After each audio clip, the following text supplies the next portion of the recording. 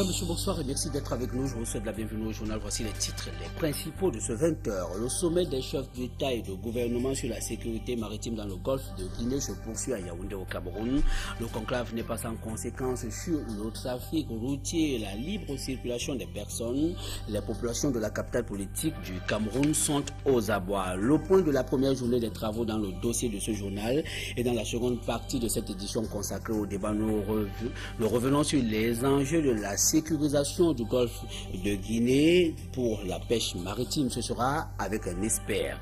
Ce qui mérite désormais d'être appelé à faire Marlène Mvuto, c'est l'heure du grand déballage à la Fédération camerounaise de football. La candidate malheureuse à l'élection du président de la FECAFOOT avoue avoir versé des pots de vin à ses pairs pour être élu. Le scandale au grand jour. Ce sera dans ce journal. Madame, monsieur, je vous retrouve dans un très court instant pour les détails.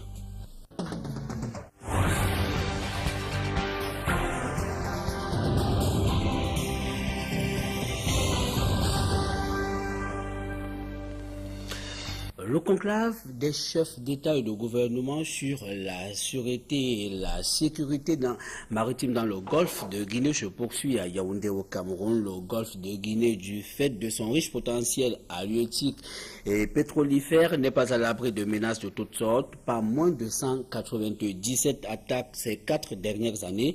Les États concernés militent pour la mutualisation de leurs forces pour relever le défi de la sécurisation du golfe de Guinée. Des détails dans ce reportage signé Marcelin Gansop.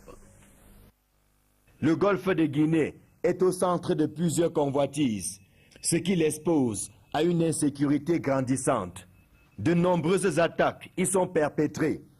L'Organisation maritime internationale en a recensé pas moins de 197 en 4 ans, soit 46 en 2009, 38 en 2010, 53 en 2011 et 60 en 2012. 25% des attaques ont eu lieu au Nigeria et 2% au Cameroun. À cette situation d'insécurité s'ajoute la pêche illicite, qui constitue également une source d'instabilité et un obstacle au développement des populations riveraines. L'Office des Nations Unies contre le crime et la drogue a établi qu'en 2010, 18 tonnes de cocaïne sont parties de l'Amérique du Sud pour l'Europe centrale, en transitant par le golfe de Guinée ou l'Afrique du Sud. La menace est donc plus que sérieuse pour laisser les États de la région du golfe de Guinée indifférents. Et c'est de Yaoundé que partira le coup de fouet nécessaire au renforcement de la sécurité dans cette zone. Il s'agira pendant 2 jours pour les chefs d'État et de gouvernement de la CEAC, de la CEDEAO et de la Commission du golfe de Guinée d'élaborer et de mettre en œuvre des stratégies nationales de sécurité maritime en vue de prévenir et de réprimer les actes de piraterie ainsi que les vols à main armée en mer, mais également de poursuivre et de punir les auteurs de ces crimes. Bon à savoir, le golfe de Guinée dispose d'importantes réserves halieutiques estimées à plus d'1 million de tonnes pour une production d'environ 600 000 tonnes par an. Il héberge en plus l'un des plus grands gisements de pétrole, représentant jusqu'à 24 milliards de barils de réserves, soit à lui seul 4,5% des réserves mondiales. C'est tout dire. Et les chefs d'État et de gouvernement prennent part en ce moment à un dîner offert par le couple présidentiel après un huis clos qui reprend demain 25 juin, journée consacrée à la clôture du sommet des chefs d'État et de gouvernement sur la sûreté et la sécurité dans le golfe de Guinée. Notons que 12 chefs d'État réfléchissent donc sur la sécurité maritime dans le golfe de Guinée. Sans être un record de participation, il s'agit tout de même d'une preuve que la situation préoccupe les gouvernants dans les 2 sous-régions d'Afrique centrale et d'Afrique de l'Ouest. Voici le film de l'arrivée des chefs d'État dans cet autre reportage de Marcelin Gansop. C'est Mahamadou Issoufou du Niger qui a ouvert le bal des arrivées à l'aéroport international de Yaoundé-Simalène. Son avion a atterri dimanche à 12h20. 25 minutes plus tard, c'est le président de Sao Tomé et Principe qui est accueilli par le Premier ministre, Philémon Yang. Manuel Pinto da Costa ne foule pas le sol camerounais pour la première fois. 15h20, Théodoro Obiangema débarque à l'aéroport international de Yaoundé-Simalène. Le président équato-guinéen est accompagné de son épouse, Constancia Mangué. Les deux foulent le sol camerounais quelques mois après leur dernière visite d'amitié et de travail. À 17h30, c'était au tour de Yahi Boni de capter la chaleur camerounaise. Le président de la République du Bénin va bénéficier du même accueil que ses prédécesseurs. Il en sera de même pour Goodluck Jonathan du Nigeria, dont l'avion va atterrir à Simalène à 17h50. 20 minutes avant Blaise Compaoré, le président du Burkina Faso. Il est de retour après le sommet Africa 21. Le bas des arrivées est fermé par Denis Sassou Nguesso, le chef de l'État congolais. C'est à 18h30 qu'il a été accueilli à sa descente d'avion par le Premier ministre Philemon Yang, qui aura passé toute la journée de dimanche à l'aéroport international de Yaoundé-Simalène, assisté d'une dizaine de membres du gouvernement. Des arrivées complétées ce lundi matin par Ali Bongo du Gabon, Idriss Déby Itno du Tchad, Alassane Ouattara de la Côte d'Ivoire et Faure Gnassingbé du Togo. Soit au total 11 chefs d'État qui ont répondu favorablement à l'invitation de leur homologue camerounais. À noter que certains pays sont représentés au sommet de Yaoundé au plus haut niveau. C'est le cas de la Gambie, dont la vice-présidente a atterri à Douala. Le Libéria, l'Angola et le Burundi sont également représentés à Yaoundé. Voilà un conclave qui se tient en l'absence du président de transition centrafricain, Michel Diotodia. Jusqu'ici, il n'est pas à Yaoundé. Tout n'est pas rose dans la capitale politique du Cameroun en ce moment. La présence des chefs d'État et de gouvernement dans cette partie du pays trouble considérablement le trafic routier. Les principaux axes sont fermés. Les usagers sont contraints à la marche. Yannick Mbazoa. Poste central de Yaoundé, ici, la circulation est totalement touffue. Lieu dit monter comme tel, les voitures sont en ligne de fourmis.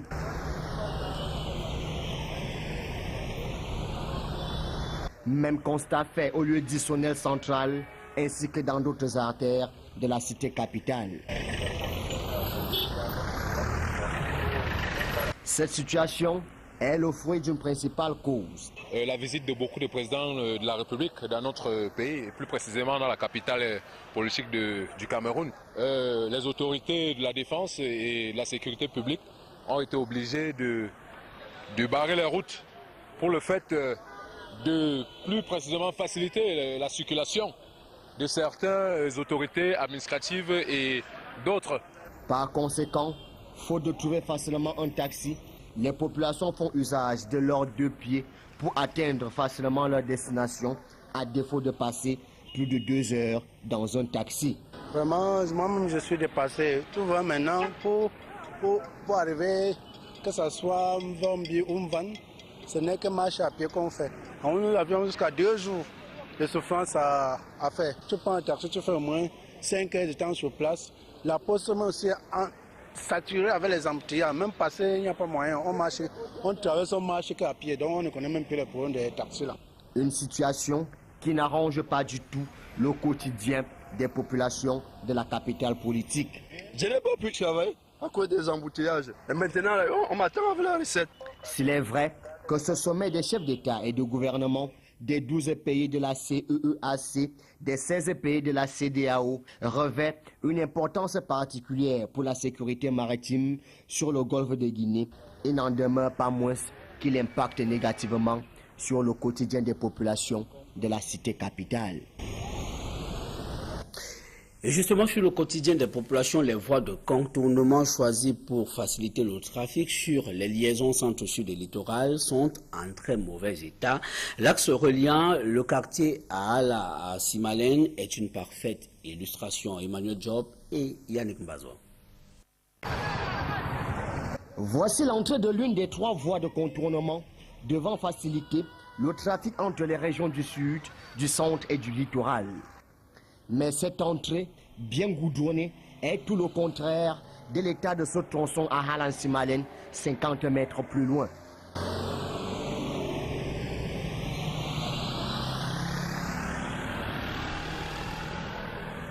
Non bitumée, cette route est en mauvais état. Il n'y a que les camions qui soulèvent mieux la poussière. Ici, la poussière s'est faite maîtresse des lieux. Et ce, au grand malheur, non seulement des automobilistes. Depuis ce matin, il y a une poussière que quelqu'un ne peut même pas mettre. Si je ne peux même pas amener mon taxi là-bas. La déviation est bien, mais il faut seulement nous goudronner ça.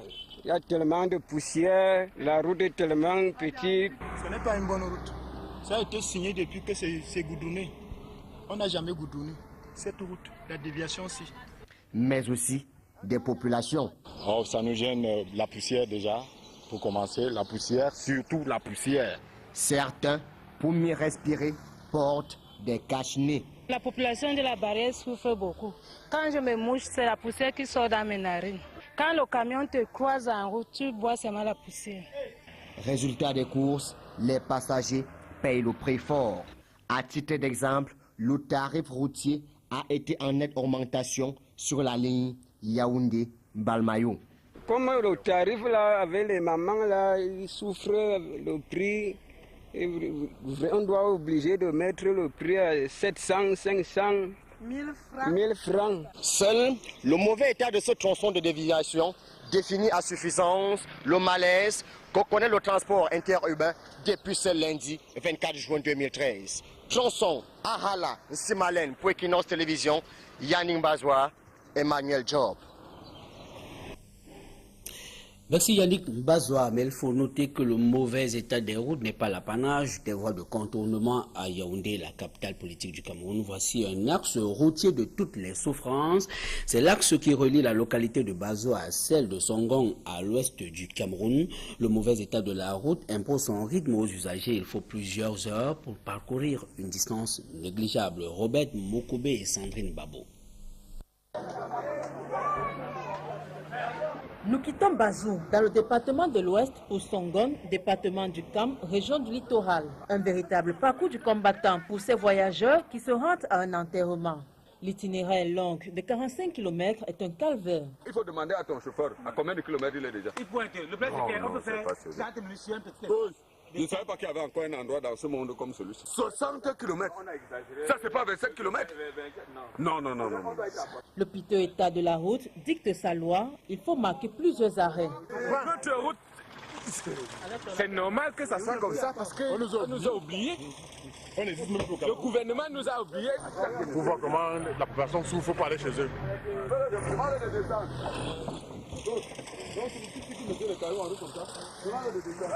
Même le cercueil en paie les frais. Seulement, l'ingéniosité des proches de la dépouille inspire des idées. Il faut s'asseoir dessus pour éviter que le macabé ne tombe sur la voie. Nous poursuivons le trajet pour Songon. Encore une nouvelle escale s'impose. Visiblement courroucé par la situation, certains passagers s'érichent en humoristes. Ça, c'est grave. Non. Nous sommes au Cameroun. Non, peut-être cette partie-ci est liée au Nigérien ou bien. Le cortège funèbre doit braver toutes les intempéries et tracasseries. Ici, à cette rivière, il faut résoudre une équation. Comment la traverser sans incident? Non, c'est mieux, viens comme ça. La solution est trouvée.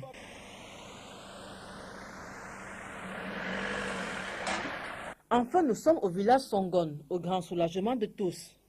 C'est aussi ça, les réalités de l'arrière-pays du Cameroun. Opération épervier à faire de la caisse autonome d'amortissement. Guinée-FA est acquitté. L'ex-directeur général de la société camerounaise de dépôt pétrolier a été déclaré non coupable de détournement de fonds publics par le tribunal criminel spécial dans le cadre de cette affaire où on lui reprochait d'avoir détourné 338 millions de francs CFA représentant les 338 titres du Trésor à la lumière des débats au tribunal criminel spécial. spécial le vendredi dernier à Yaoundé, il est apparu que le document qui inculpait l'ex-directeur général de la SCDP était fabriqué de toutes pièces par Menguini Raymond, chef de la division informatique de la caisse autonome d'amortissement où les titres étaient logés. Le vrai cerveau qui s'était d'ailleurs évadé de la prison centrale de Kondengui à Yaoundé est condamné à vie alors que Jean-Baptiste Nguidefa est acquitté dans le cadre de cette affaire seulement. Nous y reviendrons.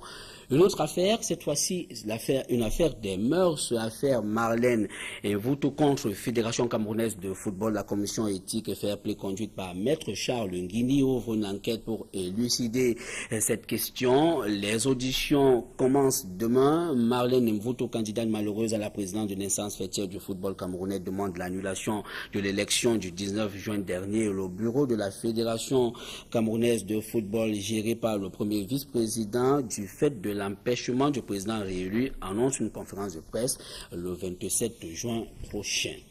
C'est un scandale donc à la Fédération camerounaise de football. Marlène Mvuto avoue avoir distribué des pots de vin à des membres de l'instance fêtière pour être élu à la tête de la FECAFOOT ou encore entrer dans le bureau du comité exécutif. Pour l'infortuné, l'heure est au déballage. Un déballage qui ne devrait pas épargner la responsabilité de Dame Mvuto, le corrompu étant puni comme le corrupteur lui-même. Joël Essengue et Jean-Paul Chouniat. L'information fait la une de l'actualité sportive. Marlène Mvuto déclare avoir corrompu toute l'administration de la FECAFOOT. En premier, le président par intérim, Seydou Mbobondjoya, aurait perçu 5 millions de francs CFA le 18 juin à 1 h du matin devant témoins. Même montant perçu par le docteur Francis Vin, ancien 3e vice-président de la FECAFOOT.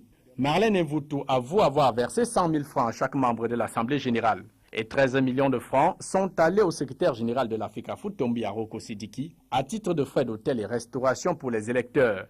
Dans la liste des corrompus, le 3e vice-président actuel est cité. Pierre Batamak a perçu 2 millions de francs CFA au dit de son émissaire, Pondo René Black. Le secrétaire général de la Ligue de football du littoral reconnaît avoir été impliqué dans la transaction, sans toutefois maîtriser les tenants et les aboutissants du pactole remis à Pierre Batamak. Je ne suis pas l'instigateur. Je n'étais qu'un commissionnaire. Je ne sais pas ce qui s'est dit pour qu'on donne ces 2 millions de francs au littoral. De son côté, Pierre Batamak n'y avoir perçu une quelconque somme d'argent provenant de Marlène Mvuto. Les gens veulent absolument me salir. C'est faux, faux et faux et faux. Je suis un élu et les gens pensent que c'est le moment de régler leurs comptes. Et je leur dis, je ne dois rien à personne. Je n'ai jamais rien pris. Et encore que je prendrai pourquoi. À travers ces millions dépensés en pots de vin, Marlène Mvuto attendait en contrepartie une élection à la présidence de la FECAFOOT ou une entrée au bureau du comité exécutif. Si le secrétariat d'État à la Défense a ouvert une enquête pour voir clair dans cette affaire, la commission d'éthique et de fair play de la FECAFOOT prévoit auditionner tous les administrateurs et dirigeants de la FECAFOOT impliqués dans ce scandale. Retour sur la journée internationale de la veuve qui s'est célébrée hier dans l'arrondissement de Mombo. Nous sommes dans le département du Mongo. Des veuves ont dénoncé la marginalisation dont elles disent être victimes. C'était à travers une marche de protestation. Cyril Djimba et Sandrine Babo. Contraintes de quitter le domicile conjugal par la belle famille, au lendemain du décès de leur conjoint, ces veuves et leurs orphelins sont parfois dépossédés de tous les biens. La belle famille ne nous regarde pas. Les enfants sont abandonnés à eux. La maladie, c'est nous qui souffrons. La nutrition autour, c'est ce que moi je vois pour une femme veuve. Des fois, vous trouvez une famille qui est très méchante. Ils viennent souvent même vous chasser de la maison. Que sortez. Vous n'avez plus bien ici. Notre frère est mort. Il était une mauvaise femme. Ceci, cela. Et vraiment, nos orphelins, ils oublient même qu'on a les orphelins. Comme par exemple moi-même, j'ai quelque chose de 10 enfants que mon mari m'a laissé avec. Faute de moyens financiers, certaines veuves abandonnent les procédures souvent engagées devant les juridictions compétentes. La situation de la veuve maltraitée est criante au Cameroun. Face à cette situation, les veuves de l'arrondissement de Mombo, dans le département du Mongo, ont décidé de tirer le taureau par les cornes. Réunies en association, elles ont initié une marche dans les rues de leur localité pour faire entendre leur voix ce 23 juin à l'occasion de la journée à elles consacrée.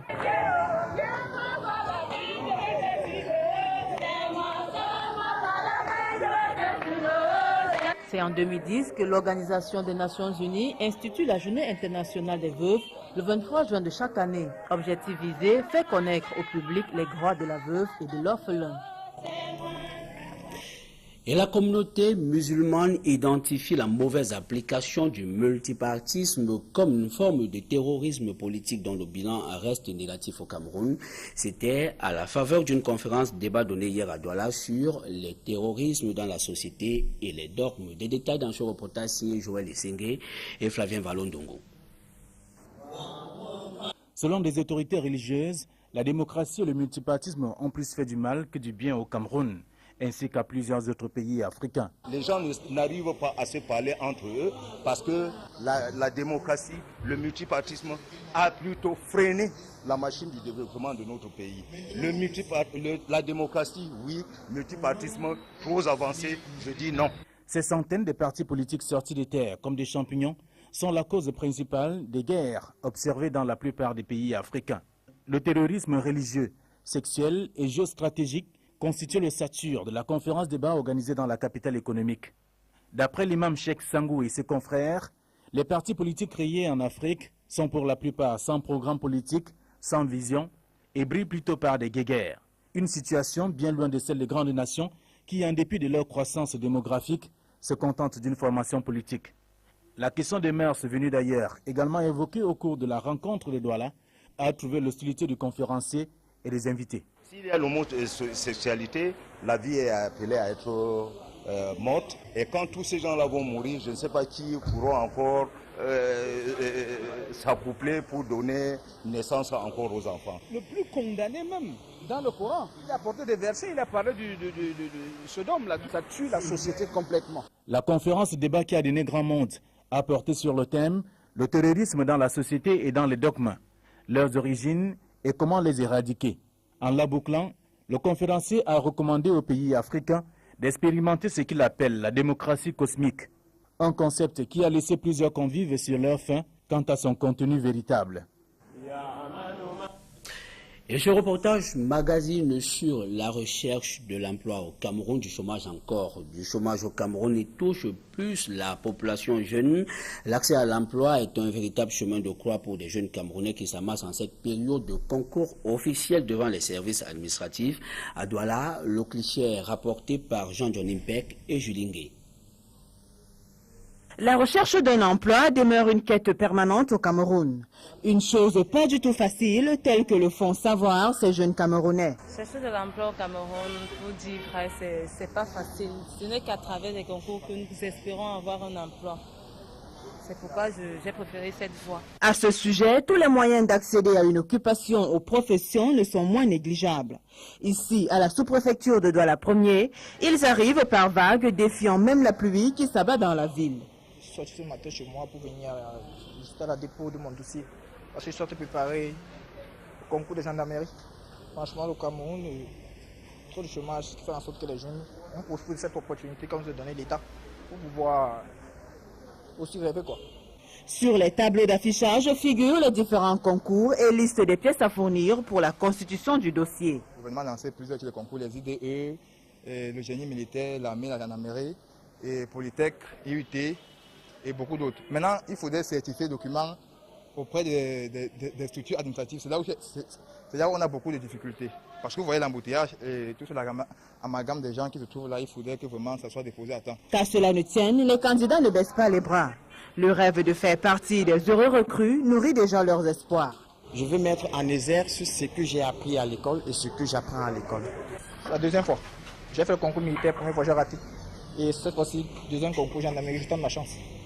J'espère, c'est favorable. La jeunesse camerounaise représente 70% de la population. D'après une étude publiée par le Bureau international du travail, au Cameroun, le taux de chômage est estimé à 13% et 70% pour le sous-emploi. Les jeunes, dont l'âge varie entre 17 et 40 ans, sont les plus touchés. Et voici des élèves récompensés pour leurs efforts. Aux meilleurs élèves, le collège Bénédicte est reconnaissant. L'établissement d'enseignement secondaire général et technique a procédé à la remise des prix aux élèves les plus méritants. Reportage. Edimbisi Datek, 12 ans, et Fouloua Sako, 12 ans également, élèves de classe de 4e et de 3e au collège Bénédicte Douala, sont les preuves vivantes que l'on peut être belle et intelligent. La preuve, 17,82 sur 20 pour la première et 15,07 pour l'autre. Elles ont donc tout raflé en surclassant leurs camarades dans toutes les matières inscrites au programme. Dans leur réussite, un mot revient. Le travail, c'est la seule voie qui nous mène au succès. C'est pas de la magie que j'ai fait, c'est juste du travail, persévérer jusqu'au bout. Le collège Bénédicte a donc décidé en cette fin d'année scolaire de primer l'excellence, dans la joie et la bonne humeur. Aujourd'hui, maman n'est plus là, je suis tombé haut, mais je pourrais pas tomber plus bas. Surprise, les mêmes acteurs reviennent. Mademoiselle Edimbisi Datek sait joindre l'utile à l'agréable. Même sur ce registre, elle est imbattable. Oui, patron.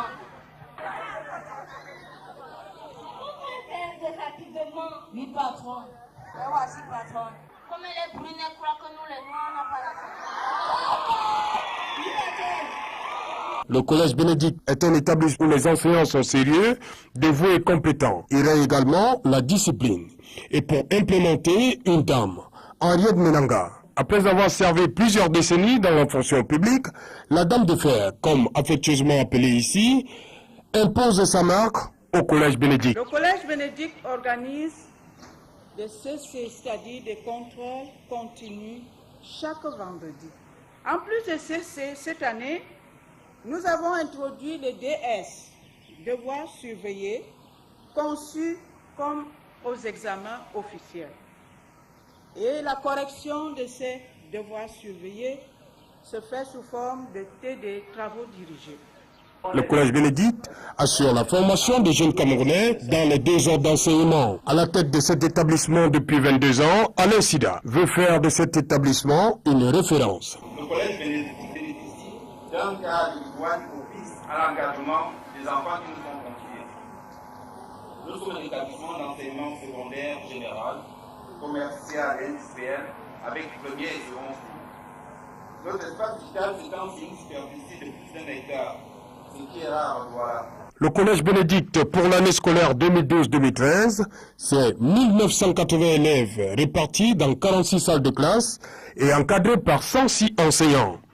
Les parents apprécient. Il y a une discipline vraiment extraordinaire. Le fait que chaque vendredi, ils ont les devoirs surveillés. Ça fait en sorte qu'on surveille nos enfants durant toute l'année scolaire, voir l'évolution de l'enfant. Qui fait la classe de 6e, j'aimerais qu'il continue ici jusqu'en terminale. Parce que ici, on prône l'excellence ici. Les enseignements sont bien dispensés et ça nous encourage. Créé en 1973, le Collège Bénédicte souffle sur sa 40e bougie. Pour être de la fête l'année prochaine, les concours d'admission sont organisés tous les samedis.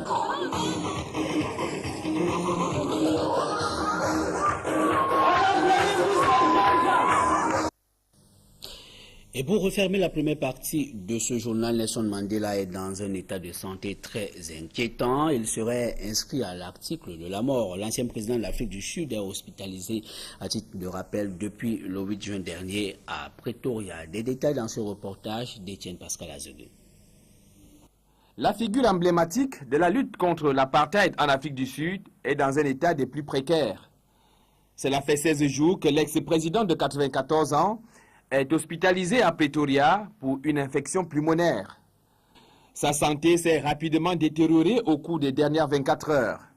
Nelson Mandela serait aujourd'hui dans un état critique selon la présidence sud-africaine. Il n'aurait pas ouvert les yeux depuis des jours et ses reins ainsi que son foie ne fonctionneraient qu'à 50% de leur capacité.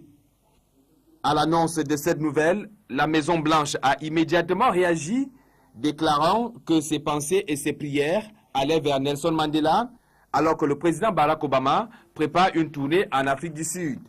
La femme de l'ancien président a affirmé que les médecins font tout leur possible pour que son état s'améliore.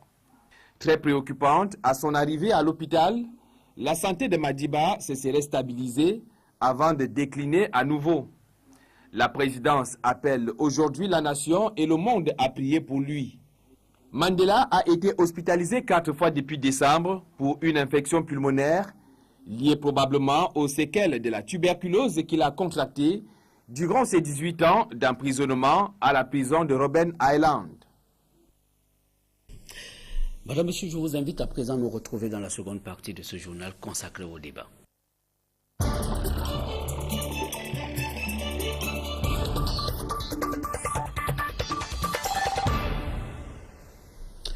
Merci de rester des nôtres, Madame, Monsieur, dans la seconde partie de ce journal consacré au débat. Nous revenons sur le sommet des chefs d'État et de gouvernement qui se poursuit à Yaoundé, la capitale politique du Cameroun, au sujet de la sûreté et de la sécurité maritime dans le golfe de Guinée. Pour en parler ce soir, nous recevons sur le plateau Journal Omaro Ndifonjo. Bonsoir. Bonsoir. J'espère que je n'ai pas écorché votre nom. Non, ça va. Vous êtes expert en pêche maritime, mais vous êtes le coordonnateur régional ACP Fiche 2. C'est un programme et vous avez pour résidence le Gabon. C'est ça. En ce moment, il y a un atelier que vous avez engagé dans la ville de Douala, on doit le dire, qui se poursuit de manière parallèle avec le sommet des chefs d'État. Vous fournissez des outils techniques pour les décideurs. Comment est-ce que se décline ce mécanisme? Disons, pour commencer, je vous remercie de me donner cette opportunité d'expliquer un tout petit peu à l'assistance de quoi il s'agit. Il s'agit effectivement d'un atelier de restitution et de validation des documents cadres réglementaires en matière de suivi, contrôle, surveillance et VMS des registres de navires et des programmes et plans stratégiques de lutte au niveau national et régional dans les pays de la région du Golfe de Guinée. Ce programme donne des outils donc aux décideurs pour pouvoir mettre en application les grandes décisions qui vont découler du forum de Yaoundé. Bon, il s'agit d'un atelier parallèle, c'est une coïncidence heureuse, parce que cet atelier a commencé, ce programme a commencé bien longtemps avant. Il est financé par l'Union européenne pour les pays ACP de la région du Golfe de Guinée, notamment d'Afrique centrale, pour aider à développer le secteur des pêches et surtout pour essayer de lutter contre la piraterie maritime. Voilà. Le golfe de Guinée est une zone très riche en ressources pétrolifères et halieutiques. On parle d'ailleurs de 600 000 tonnes par an. Est-ce que vous pensez aujourd'hui que la menace est réelle dans le secteur de la pêche, notamment au Cameroun, pour ne prendre que ce cas d'espèce? Il faut dire que la piraterie maritime a commencé tout d'abord par la pêche. Parce que ce sont les navires de pêche qui ont commencé à essuyer ces attaques des pirates. Donc, le volet pêche est vraiment handicapé par la piraterie maritime. Est-ce que le Cameroun, lui, ne suit pas moins des attaques d'autres pays, notamment le Nigeria, où dans ces 4 dernières années, on a identifié environ 197 attaques dans tout le golfe de Guinée, et puis la proportion du Nigeria représentée à 25% contre 2% seulement pour le Cameroun? Quand on dit 2% seulement pour le Cameroun, c'est pas moins de 100 cas de piraterie. Donc, de la petite piraterie à la grande piraterie, parce qu'il y a des cas qui ne sont pas comptabilisés.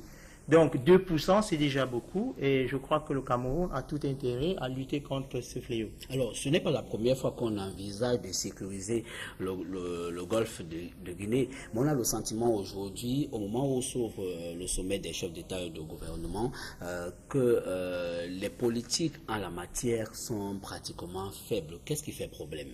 Pourquoi est-ce qu'on a essuyé autant d'échecs jusqu'ici? Disons qu'il y a un certain nombre de difficultés, notamment l'absence d'un véritable système d'échange entre les différents intervenants dans le secteur de la mer. Il y a, par exemple, les difficultés d'ordre logistique que nous rencontrons pour toutes les institutions qui luttent contre ce fléau. Il y a également des difficultés de décèlement des menaces. Par exemple, on ne sait pas quand est-ce que les pirates agissent, et quand c'est le cas, on ne sait pas intervenir à temps. Et on peut également parler de la disparité des langues, parce que quand on a le français, l'anglais, le portugais, l'espagnol dans la même région, il faut qu'il y ait harmonisation, un choix d'une langue à travers laquelle les gens vont s'écouter. Est-ce que vous pensez donc que la mutualisation des forces pour laquelle militent les chefs d'État qui sont réunis à Yaoundé au Cameroun peut permettre une sortie de crise? Sûrement, c'est la seule, moi je trouve, la seule voie par laquelle on peut arriver à sortir de cette crise. D'ailleurs, vous verrez que la présence de la FOMAC dans la zone D est déjà un début de solution. Les attaques ont régressé et il faut maintenant que cette action de la CEAC se prolonge dans toute la région. Qu'est-ce que chaque État devrait apporter concrètement, en dehors peut-être d'accepter d'aliéner sa souveraineté au profit de la collectivité? Est-ce que les États pourraient apporter de manière équitable? Est-ce que les enjeux sont les mêmes partout dans le golfe de Guinée? Disons que les enjeux ne sont pas partout les mêmes. Il y a des pays qui sont beaucoup plus inféodés que les autres. Il y a des pays qui sont plus riches que les autres également. Et il y a des pays qui ont plus de richesse dans leur zone territoriale maritime que les autres. Donc mais au départ, on doit tomber d'accord pour la sécurité de la zone et harmoniser les choses de manière à lutter tous contre le même fléau. Alors, qui a le plus intérêt à ce que cette zone soit sécurisée? C'est nous, les Africains, qui disposons bien naturellement de nos ressources, ou alors d'autres personnes, d'autres pays, des Occidentaux pour ne pas les nommer, qui les exploitent plutôt? Je crois que nous avons intérêt d'abord à sécuriser nos ressources. C'est vrai que les Occidentaux l'exploitent, comme vous venez de le dire, mais ils l'exploitent parce que nous ne sommes pas encore en train de le faire. Donc, la lutte est à ce que les pays puissent exploiter leurs ressources et je crois que nous devons sauvegarder ces ressources. Est-ce que la meilleure sécurisation aujourd'hui n'appelle pas également à développer des politiques protectionnistes pour éviter l'évasion de ces ressources qui sont à la limite pillées? Je crois que on tend vers cela. On n'a pas fait souvent de forums des chefs d'État pour discuter d'un sujet particulier comme celui-là. Et si on le fait, si les présidents s'arrangent à discuter d'une même voix, on fait du bien, on va dans ce sens. De quelle valeur créditez-vous le sommet de Yaoundé? Est-ce que ce n'est pas une rencontre institutionnelle comme on en a souvent vécu? Est-ce que vous pensez que sur le plan technique, que ce sommet puisse apporter quelque chose? Sur le plan technique, le sommet apporte. Le sommet apporte dans la mesure où les décisions politiques et les décisions politiques ne peuvent pas, si elles ne sont pas prises, être sous-tendues par des décisions techniques. Donc, nous, par exemple, nous sommes en train de mettre en place des outils pour la gestion de ces conflits et ces outils ne peuvent pas être mis en place si les décideurs n'ont pas pris de décision de travailler ensemble. Mais les participants qui sont à Yaoundé n'entreront pas en possession des outils que vous êtes en train d'élaborer dans la ville de Douala. Est-ce qu'il n'y a pas une question d'antériorité? Ah non, il n'y a pas. Des outils techniques que vous élaborez aujourd'hui vont agir pour l'avenir. Oui, justement. Les décisions politiques viennent justement officialiser les outils que nous mettons en place, parce que nous allons mettre en place des cadres réglementaires pour le suivi, contrôle, surveillance, un cadre réglementaire pour les registres de navires dans les pays membres et des plans nationaux et régionaux de gestion de ces outils de suivi, contrôle, surveillance dans nos eaux. Merci Omaro Difondjou, merci d'avoir accepté ce plateau. Merci. Madame, monsieur, merci de nous avoir suivis. C'est la fin de ce journal. Restez connectés sur nos programmes. Je vous retrouve demain lorsqu'il sera 20h. Bonsoir.